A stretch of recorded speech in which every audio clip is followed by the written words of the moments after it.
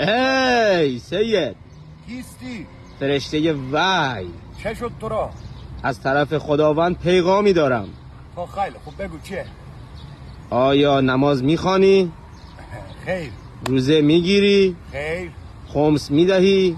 خیر. زکات میدهی؟ خیر. قرآن میخوانی؟ خیر. چرا؟